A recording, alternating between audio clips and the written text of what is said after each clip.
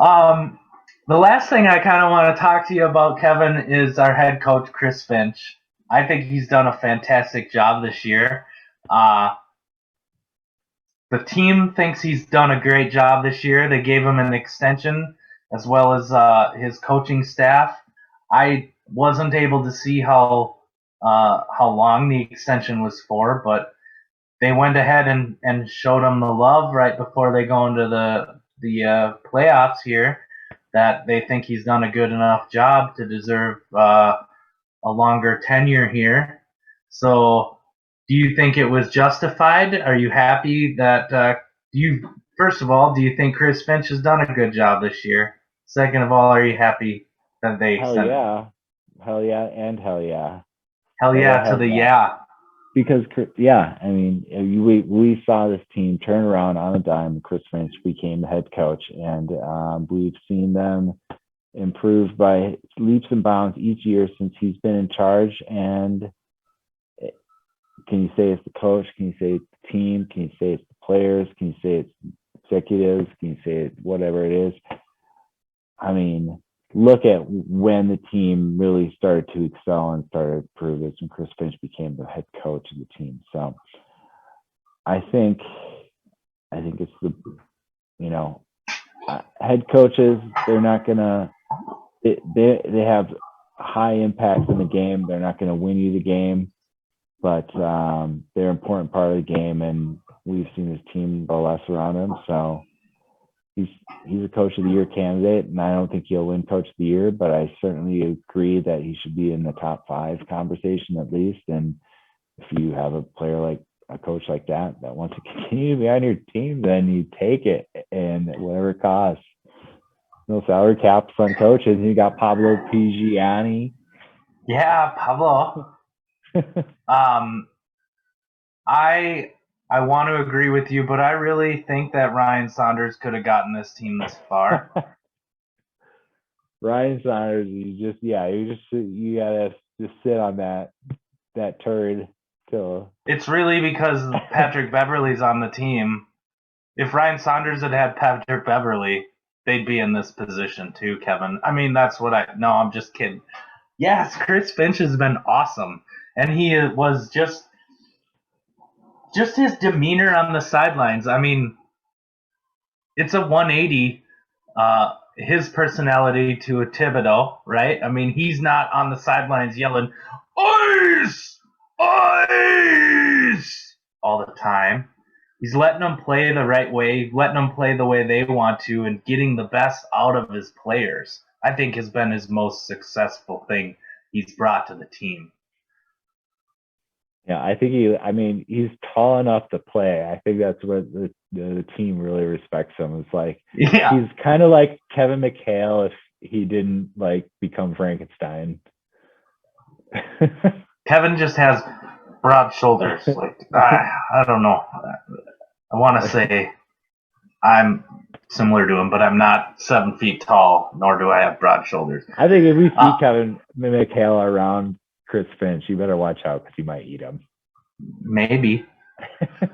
Don't show any open fire around Kevin McHale. Frankenstein don't like fire, dude. Fire bad. That's a good Kevin McHale.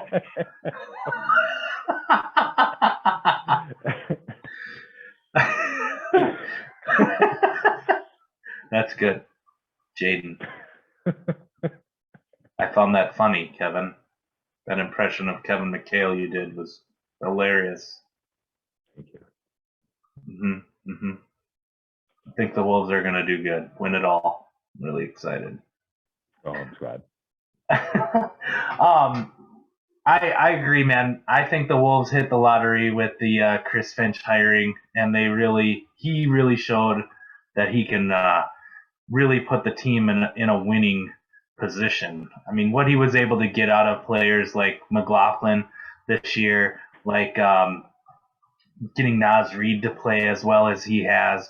McDaniel's improving this year compared to last year offensively. Like Jaden McDaniel's 3-point shot has looked phenomenal in the second half of the season before he got hurt, and now since he's been back, he made a couple threes the other night.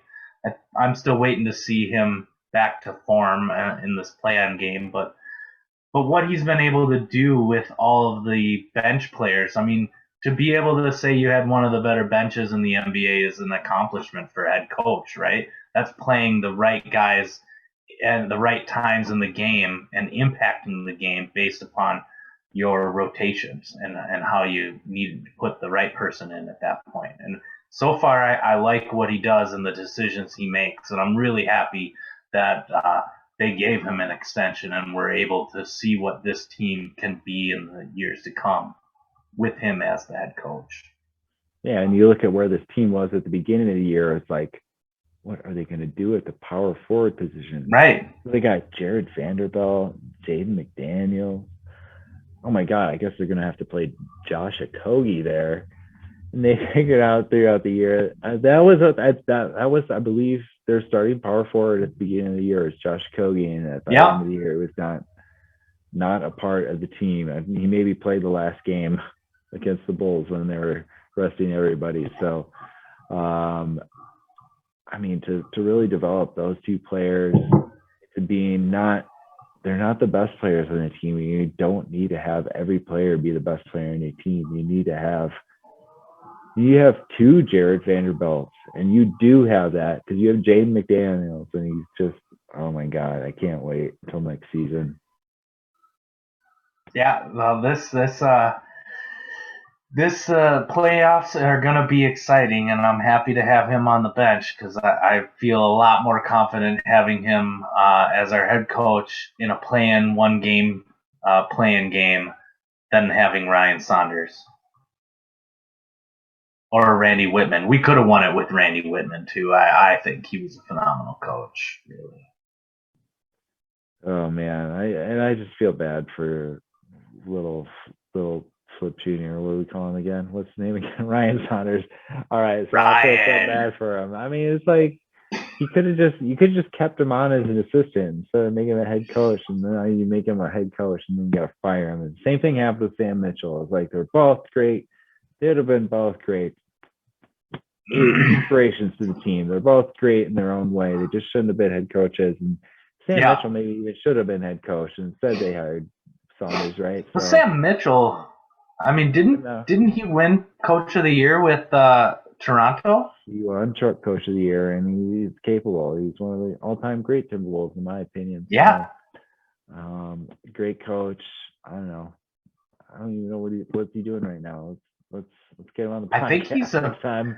I've seen him on NBA TV once in a while, so I think he's broadcasting, living that broadcaster life. We'll send him a couple G's to get him on the next show. Yeah. I'll reach out to him. We do a fundraiser. You do one of those fundraisers. Oh yeah, Sam Mitchell on the show next week. Yep. We'll we could take some kind of a donation just to kind of line his pockets a little bit and get him to come on and give us his insider take. Sam Mitchell talking T-Wolves. I'm sure he'd love to.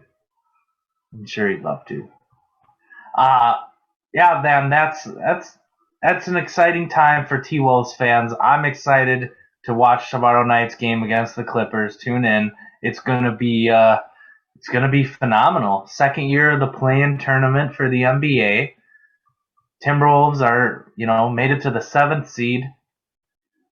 Gosh, I hope we win and don't lose because I really don't want to go and have to play another game and just having the possibility of losing a second game. It would be a monumental Timberwolves blunder if we were to miss the playoffs. And I don't want to say it, knock on wood.